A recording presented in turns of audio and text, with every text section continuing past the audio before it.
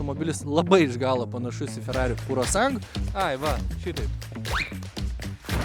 Ir man vietos trūksta tiek kojom, tiek ir galvai. Ir permetimas ilgas, ir vėl mašina traukia. Sveiki, šiandien autoplius.lt apžvalgoje jums papasakosiu apie stilingąjį Ferrari Purosangue.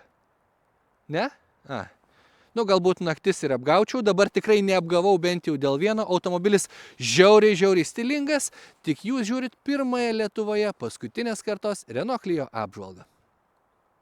Renault Clio yra itin populiarus modelis Europoje. Mūsų žemyne jų jau parduota daugiau negu 17 milijonų vienetų, kas skamba pakankamai įspūdingai. O atvirai pasakius, pravažiavus kelis šimtus kilometrų su paskutinės kartos modeliu, atrodo, kad jis ir toliau turėtų išlikti bestselleriu šioje eroje, kurioje visi kažkodėl dievina crossoverius. Šiandien aš jums rodau pačią pilniausią Esprit Alpine modelio versiją. Po kapotu 1,8 litro benzinas, tai yra paprastasis savaime įsikraunantis hybridas, generuojantis 158 arklio galias. Varantis ratai priekiniai, pavarų dėžė yra automatinė, o nuo 0 iki 100 8,3 sekundės, kas gal ir neskamba įspūdingai, bet ne taip ir blogai paprastam miesto hatchbackui. Na, o kalbant apie dizainą, jeigu pažiūrėtumėt į pirmos kartos Renault Clio ir palygintumėt su paskutinės kartos Renault Clio, tai pamatytumėt, kaip mažas naminis gyvūnėlis gali tapti tiesiog laukiniu grobuonimi, kalbant apie dizainą, kuris atrodo žiauriai agresyviai. Man bene labiausiai patinka, kad žibintai išskirti šitą juodą apdailą, atrodo kaip piktos šiek tiek padažytos akis.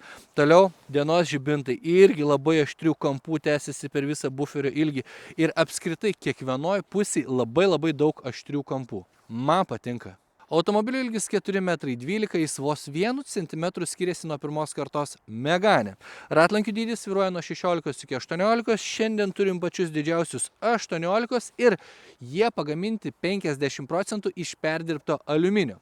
O iš detalių gražiausios man arkų apdailos ir rankenėlė, kuri dailiai paslėpta šalia lango ir jos beveik nesimato. Na, o galinė modelio dalis taip pat nesusipykus su stilium, kaip jau supratot, iš štai šių galinių žibintų man automobilis labai iš galo panašus į Ferrari Purosangue.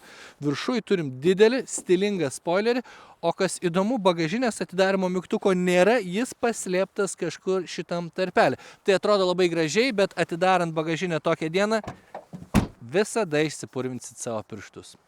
Grožis reikalauja aukų. Dabar atsėdau vidų, kur ir vėl man norisi akcentuoti stilių. 2 skaitmeniniai ekranai, sportiškos įrėminančios sėdynės, visur galima rasti verstos odos apdailų, mėlyno siūlo persėjimų, LED ant centrinės konsolės, LED ant durų, kurie keičia spalvą pagal važiavimo režimą, juodos blizgios spalvos apdailų ir net ortakius, kurie lyg apdegę gal. Bet bendras stilius automobilyje man tikrai patinka. Multimedijos ekranas 10 colių įstrižainės, bet jo laikas, kai norisi girti, kad jis ne per didelis, kaip ir kitose naujose Renault markės automobiliuose ekrane sumontuota Google operacinė sistema, ji veikia greitai, ekranas ryškus, naudotis patogu, čia iš principo nėra kur plėstis, tik paminėsiu, kad Apple CarPlay Android Auto sistemos veikia be laido ir kartu pasidžiaugsiu, kad klimato kontrolės valdymas, nors klimato zona ir yra tik tai viena, man atrodo geriau ta klimato zona yra viena, bet valdymas vyksta fiziniais mygtukais. Tai viskas čia gerai, jeigu jau reiktų kažkur prisiknist, tai prisikniščiau, kad nėra atskiro ekrano, viskas matoma bendram ekrane, bet čia menkutė problemėlė. Vairuotojo ekranas taip pat skaitmeninis, turi keletą skirtingų spalvų, keletą skirtingų vizualizacijų, talpina šiek tiek važiavimų reikalingos informacijos, kurios nėra per daug, bet lyg ir užtenka. Ir jeigu prie šito ekrano norėčiau prisiknist, nes jis kaip ir ryškus ir greitas ir viskas su juo gerai, bet man norisi turėti įprasto spidometro vizualizaciją, man kažkodėl su juo važiuoti yra gerokai maloniau, tai man šito visada trūksta automobiliuose.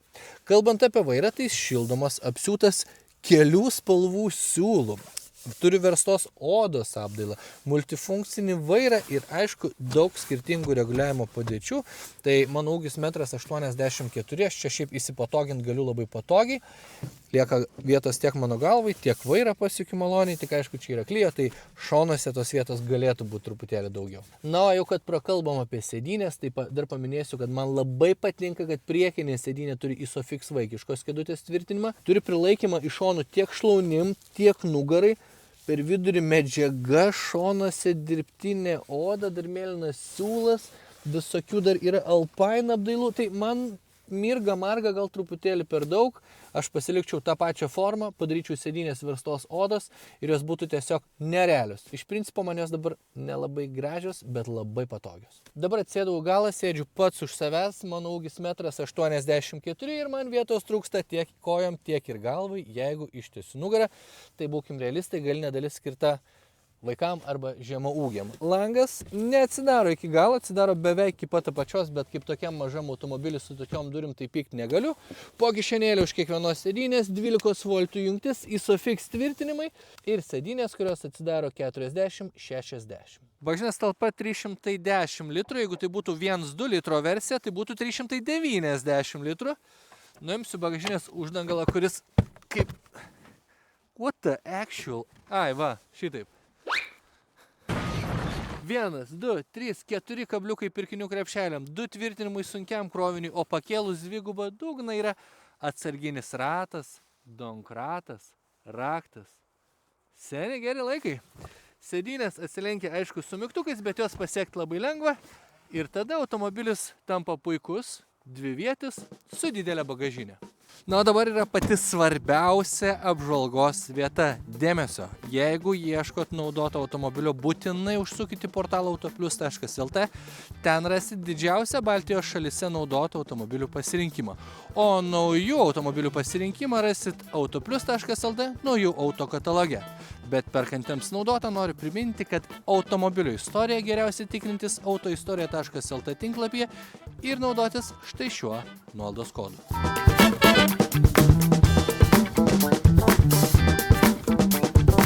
Kalbant apie važiavimą automobiliu, tai aišku privalau pripažinti, kad Clio yra karalius mieste. Jisai susisuka mažam spinduly, dėl savo mažo dydžio yra talpus parkingo aikštelėse ar daugiabučių kiemuose.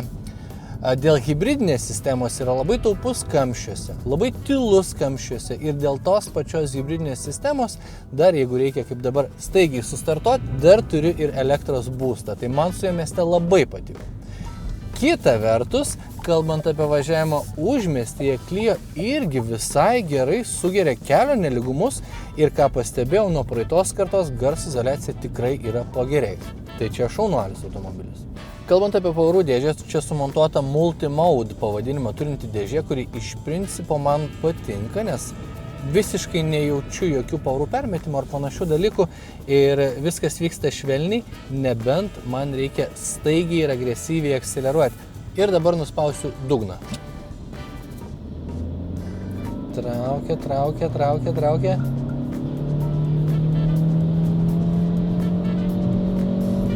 Ir permetimas ilgas, ir vėl mašina traukia. Tai tas permetimas būna ties 120 maždaug km per valandą, aišku, mes tą darom automagistraliai šiuo metu. Ir jis būna tik stipriai ir ilgai akceleruojant, tai ko gero čia didelės problemos tame nėra. Taip pat yra keletas važiavimo režimo pasirinkimų, tai yra įprasti Eco, Normal ir Sport. Ir yra dar vienas važiavimo režimas, kurį aš dabar įsijungsiu, tai yra Smart. Smart režimas įsijungia multisense mygtuku ant vairo ir Smart režimas jaučia, kaip jūs važiuojat. Ramiai, normaliai, gal labai agresyviai. Ir pagal tai pakeičia važiavimo režimo automatiškai. Ir ne tik važiavimo režimo, bet ir spalvas visame interjere. Tai tas visai žavinga. Ir atvirai pasakius, su Smart režimu norėjau jį labai išbandyti ir pravažinėjau keletą paskutinių dienų. Kaip jau minėjau video, pravažiavau keletą šimtų kilometrų ir turiu pripažinti, kad tas režimas veikia gerai. Jis tikrai nuspėja, kaip aš noriu važiuoti, o nuspaudus dugną, iškart pakeičia va dabar į oranžinę spalvą ir automobilis tampa pastebimai agresyvesnis.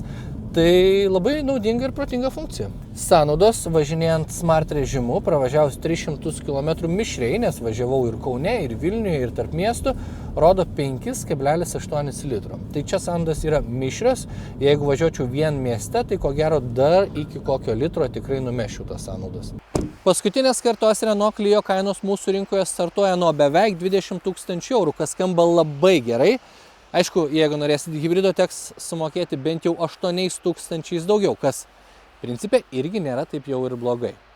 Alternatyvos Volkswagen Polo, Škoda Fabia, Toyota Yaris, Peugeot 208, galų gale Opel Corsa, tai šitam segmente tų modelių tikrai yra. Ar verta rinktis Renault Clio? Manau, kad jeigu nesivaikot kažkokio tai galingo variklio ar ypatingos versijos, tai tikrai verta, nes automobilis duoda kainą už kokybę, plus, žiauriai gražus. O jūs pakomentuokit, ką rinktumėtės šitam mažylių segmente, Clio ar kažkokią kitą alternatyvą. Aš kaip visada sakau ačiū, nepamirškit užmesti laiko, jeigu patiko mūsų video, pasubscribinkit kanalą, mums tai labai svarbu ir iki kitos savaitės.